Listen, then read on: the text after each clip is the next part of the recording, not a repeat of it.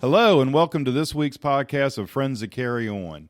We're excited to have someone in studio today to do an interview. But before we get to that, I want to go over how you can get to Friends That Carry On. Obviously, we're at www.friendsthatcarryon.com. We also can be reached at social medias, Facebook and Instagram at friendsthatcarryon.com. And our fledgling YouTube channel as well. So there's not a lot there yet, but we're hoping to get there. And I assume that's at friendsthatcarryon.com too, correct? I do believe. I believe so. So today in the house, before we introduce our guest, we have the friends, starting with Eric Fargo, Brian Romine, And Tony. And I'm Jim Scott. And today we are excited to have in-house a longtime friend, college fraternity brother, and now YouTube sensation, Bo Wimette, a.k.a. the Aquachigger. So, Bo, welcome to the podcast. I'm going to sort of let Eric take over from here, but before I do that, maybe tell us a little bit about you're a relic hunter extraordinaire, and why don't you sort of give us a little background on how you got into that? Well, I don't think I would actually say I'm like a relic hunter extraordinaire, but I have been relic hunting for many, many years. Started probably 40 years ago, right here in Shepherdstown. And so, yeah, I'm pretty good at relic hunting. I enjoy it, but I like to think of myself more of an explorer and a storyteller now with what I do with relic hunting and going out and in the outdoors and just doing things that I can share with other people. So, does that make sense? No, absolutely. Yeah. Absolutely. That's awesome. What a great That's place awesome. to get started in Shepherdstown, all the history. Yeah, Shepherdstown is just loaded with history. I mean, we're right at the bottom of the Shenandoah Valley. Harper's Ferry is just down the road. The soldiers, Civil War history is just incredible. Colonial history, all kinds of stuff happened in Shepherdstown and in the surrounding area. Yeah, I was blessed, being here, growing up in this area, and having the opportunity to really hone my skills. Did this area, do you think that had an impact in kind of creating the excitement that kept you doing what you've been doing for so long? I think so, yeah, especially like with the metal detecting side of it, because there was so much to be found here. And that really keeps you going when you do well. I've been to many parts of the country where you just don't really find a lot of stuff. I mean, you find things, but not really cool old things. So I think this area really kind of rooted me and really let me develop that love for searching for history, artifacts and telling a story. Very cool. No, that's cool. All right. Well, Eric, you want to take it away there, man? Well, I'm going to ask the $64,000 question that you get asked 64,000 times, right? Where did the name Aquachigger come from? This is it's an easy question, but it takes me forever to answer it. Okay. Aquachigger, aqua water chigger. A chigger is it's a little insect that is on land, okay? And you walk through the tall grass and it gets on you and it bites you and it makes you itch. One day I was in a pond searching for artifacts. And when I came out of the pond, I was covered with these welts. And it's a type of insect that lives in the water. I can't remember the name, but it's called duckworms or something like that. And swimmers itch. You can get it in salt water. You can get it anywhere. So anyway, I come out of the water. I'm covered with these welts, and it itches like crazy for days. I was trying to explain this to a friend of mine, Dan, and it was taking me forever. And he kind of cut me off and said, "Oh, you mean like?"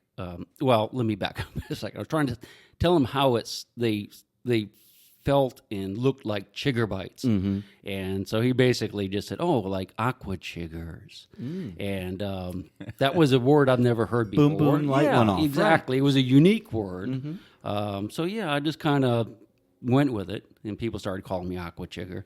But like I said, it was a long story to get to the, I get bit in the water and chiggers. That's a great story. I love it. It's a much cooler sounding name than duckworms. I've been called worse. I wonder if Duckworms would have as big a YouTube channel as you do, right? I like it. Yeah, duckworm. Duckworms. Like that. Well, you may want to grab that URL, duckworms.com. Now, how far? Because I know, and just knowing you from college, and I knew you were into the outdoor stuff, fishing, exploring caves, all that type of stuff, and then obviously were either already in the metal detector and got into it. But at what point did the Aquachigger nickname come? Were you still just doing it for fun or whatever, or had you actually started the YouTube channel and then that came at the same time, or that was just an old nickname and hey, this is a catchy thing to use? I think it probably started just about the time I started YouTube, which was 10, 12 years ago. I mean, I was posting online in a lot of the, forums, relic forums and whatnot. And there are pictures out there. I actually took pictures of myself with these Aquachiggers, but I don't know if I was actually on YouTube yet. Mm-hmm. Gotcha. My mother's from Arkansas, so I know what a chigger is.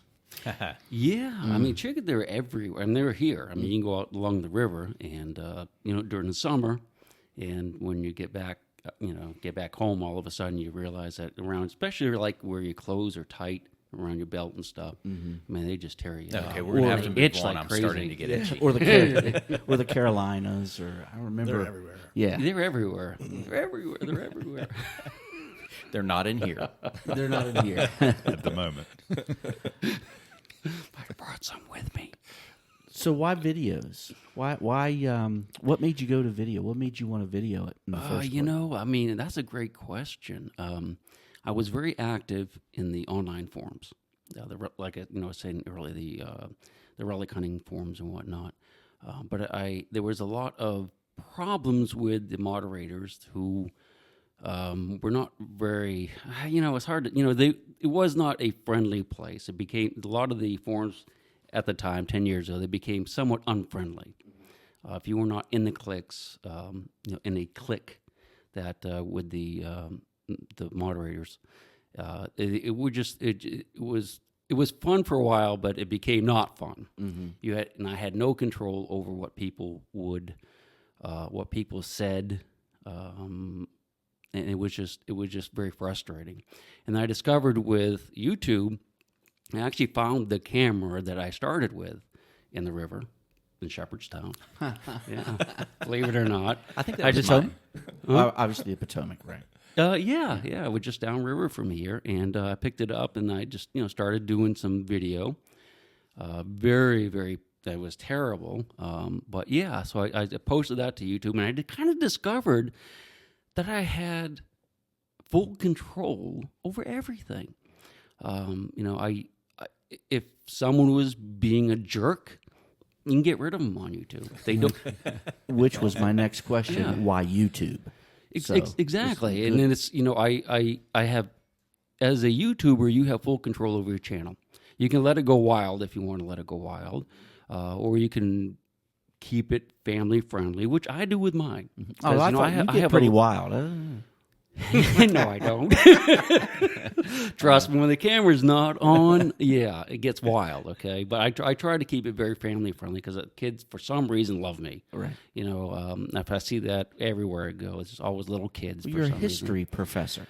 Yeah, I don't know. I'll be driving down the road, down in the Carolinas, and all of a sudden I'll look over and there'll be like a car beside me, and these kids are screaming out the windows at me, waving. Totally get They it. just recognize me. Of course, I drive kind of a truck that, Right. I've shown on my videos, and Right. it's very kind of unique.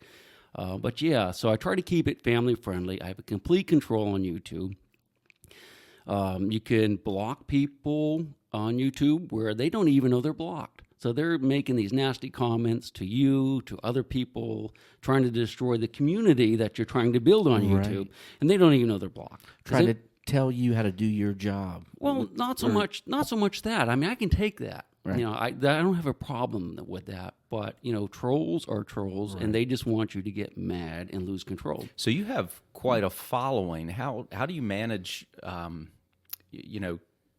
kind of combing through that and finding the individuals that might be making those negative comments? That's a lot. It seems it is. I mean, I have 1,200 videos. It feels like 12,000. Couple zeros. Kind of a joke. That's Fargo math. I have 1,200 videos, and people are commenting on those all the time. Okay. But YouTube has, there is set up so that you can put in keywords that will filter the comments. So all the cuss words I can think of are filtered.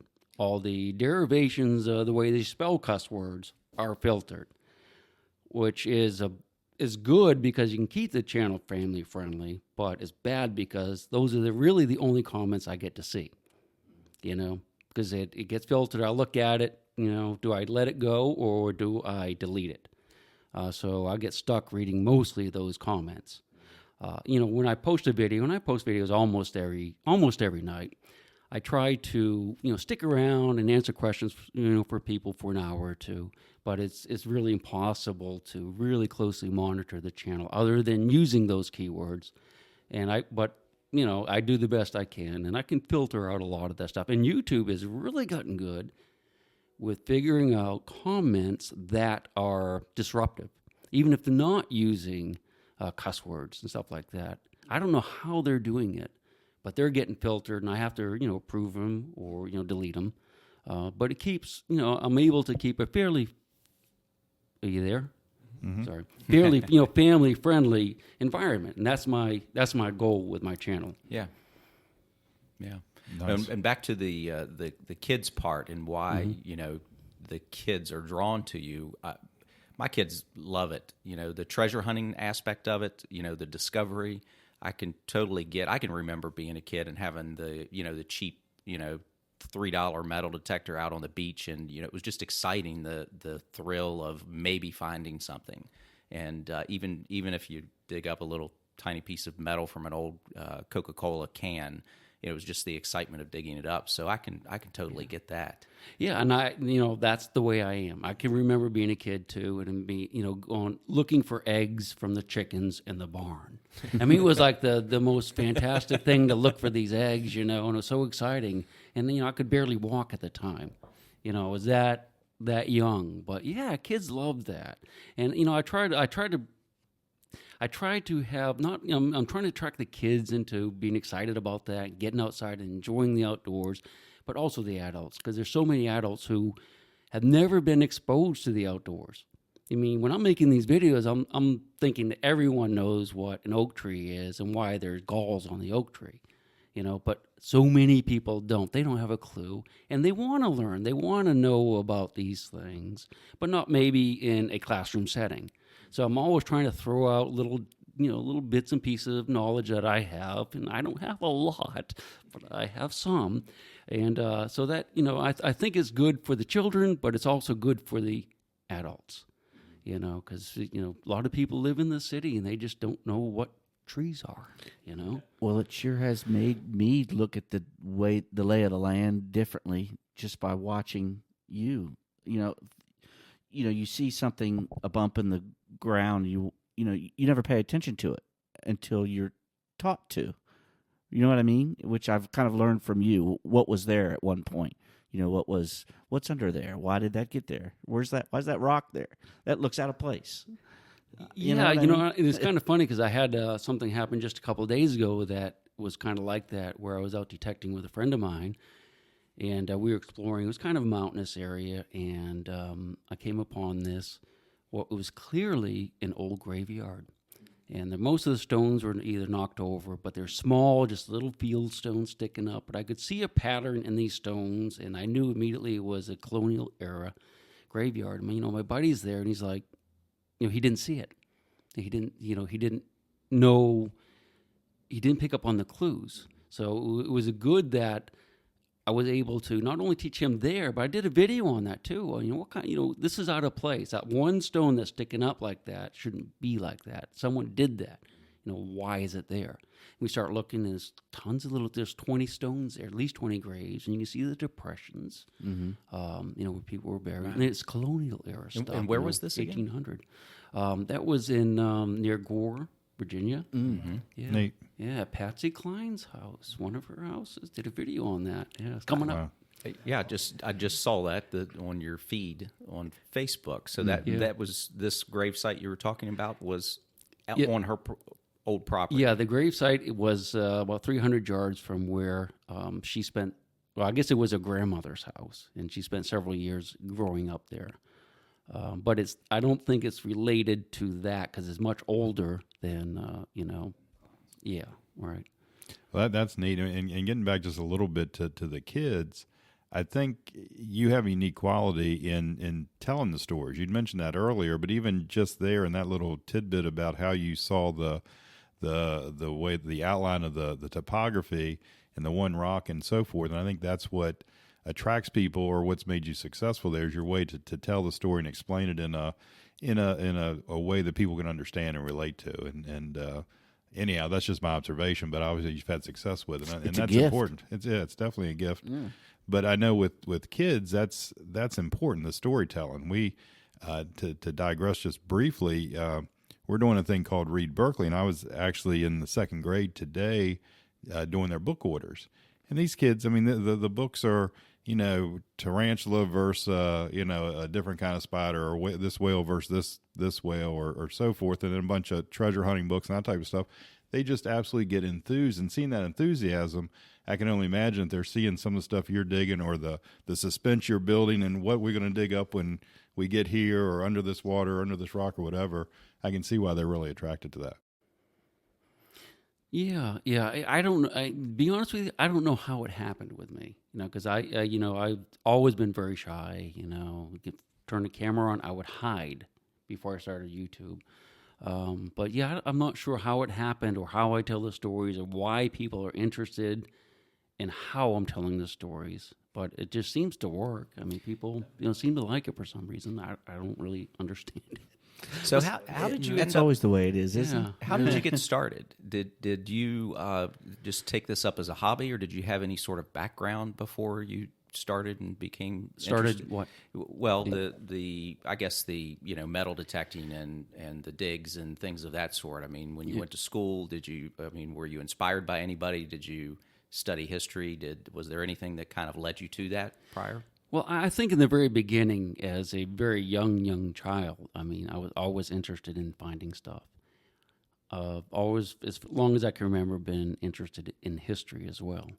I was metal detecting, back, when I was in the early teens. I had my first metal detector over 40 years ago. So I've always been really interested in finding stuff. I don't know why. I have siblings that are not. I've always been interested in history. I have siblings that do not have any interest. I went to Shepherd here. I did study archaeology with Professor Hulse. I did all the field work and lab work and stuff. So I have a pretty good background in understanding what I'm seeing now. I had friends here at Shepherd that are really kind of helped develop my interest in the Civil War stuff here. Jeff Bowers, Digger. Yeah. Who could forget Jeff, right? He still, lives down the road. I haven't talked to him in a couple of years. I need to stop by and see him. But yeah, him and his dad really, it kind of re-sparked a lot of my interest in metal detecting, and yeah. So yeah, there's been a lot of people that have helped me appreciate the history and learn about the history. But I think some of it I was just born with.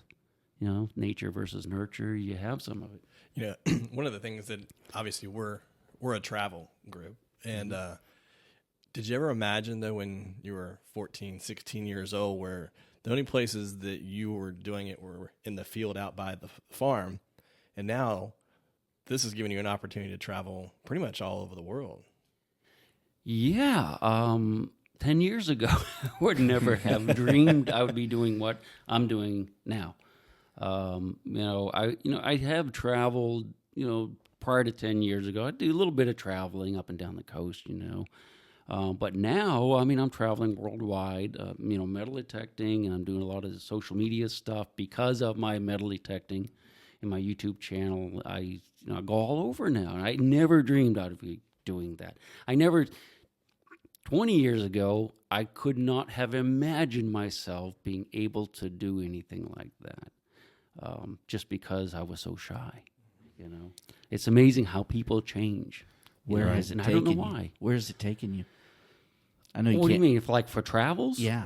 Oh, I tell you, I do a lot of stuff with, different, especially metal detecting manufacturers. I do some work with them, travel different places, but I kind of got hooked up with Garrett metal detectors, and they are just super, super great people, great company, and they've sent me all over the place. I've been, just within the last year or two, I've been, to Russia, Italy, England. I spent 3 weeks in Australia last summer. I just go all over. So are they identifying these places for you to go, or are you doing that? How do you decide together where to go? Well, typically what they would do is they would have some type of social, event, some type of like metal detecting rally, okay, that might have 1,000 people attending. And I would go with them, generally speaking, and I'd just be like, signing autographs, taking pictures with people and stuff like that. I mean, it's really easy work for me. You know what I mean? So we do that for a couple of days, but then they would have other things lined up with other metal detecting people and stuff that we might go for a week or 2 weeks and just go metal detecting. And I'm doing my YouTube videos naturally, and they're doing their own thing, and so I don't really have to do any work. I'm not lining stuff up. It makes it so easy. As far as planning your travel. Yeah, as far as planning that kind of travel, I don't really have question. to do. I don't have to do anything. Everything's done for me. They It's help really you simple. with taking care of the airfare and the hotels, all that Everything, stuff. yeah. So you don't have to worry about going through and planning all of that. No, and it's so nice to not have to worry about that. Now, I do travel on my own, but most of that is like within the United States. I like to drive and I like to camp. I will take off for 3 weeks. This will wrap up this week's podcast of Friends That Carry On. Obviously, you can catch us at www.friendsthatcarryon.com or at Facebook, Instagram, and YouTube at friendsthatcarryon.com. Bye, everybody. Arrivederci. Thanks, Bo. Thank you. She'll take the ring from your hand and bury it in the sand and keep it for eternity. Mother Earth, she's got her secrets she's promised to keep, hidden in her dirt or deep in her creek. Mother Earth, she ain't saying exactly what she's saving.